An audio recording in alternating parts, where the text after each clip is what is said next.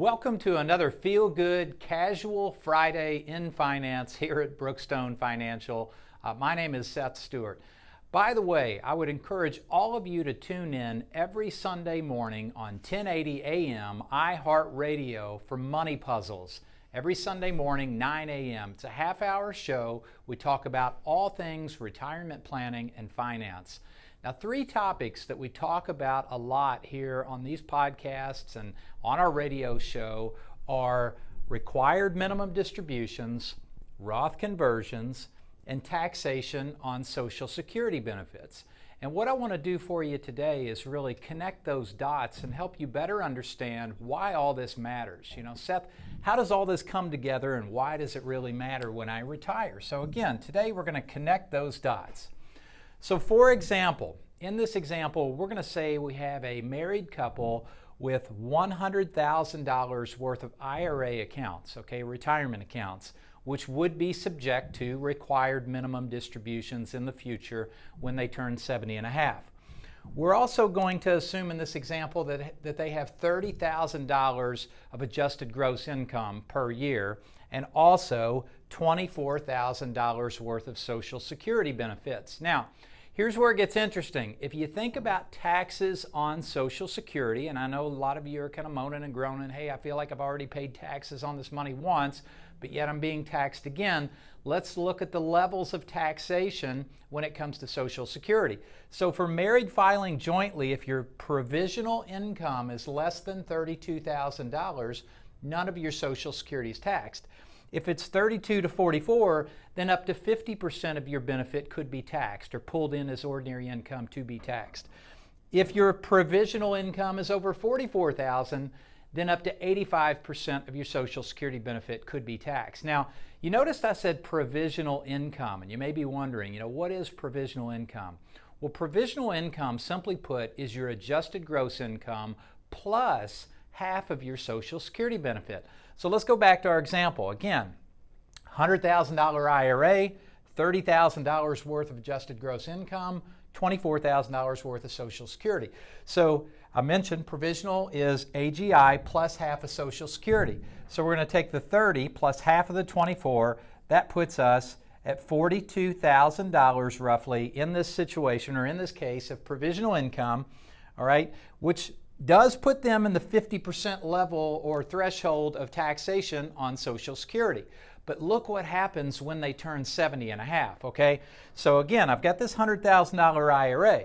When these individuals turn 70 and a half, they're going to have to take out a required minimum distribution of roughly $3,600, okay? So once they hit the age of RMDs, again, 70 and a half, then their provisional income is going to jump to just over $45,000, or roughly $45,600 in this example, which now throws them into a higher threshold of taxation on Social Security. And guess what? Now they're 70 and a half.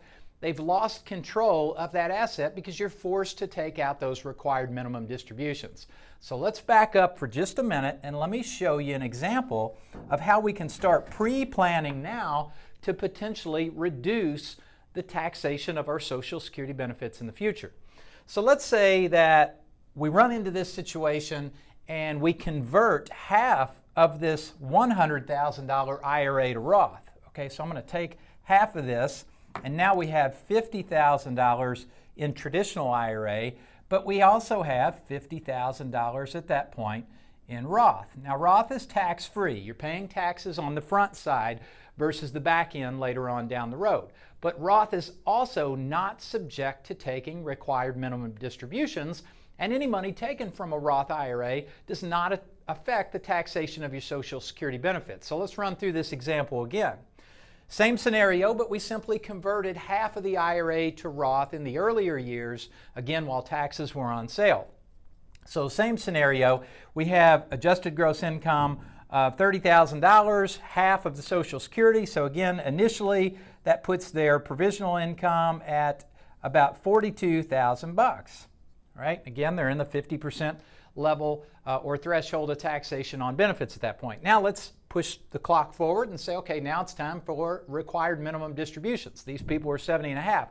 Well, since we converted half of the IRA to Roth, Then only $50,000 is subject to RMD. So now my RMD is going to be roughly $1,800, okay, or roughly half of that.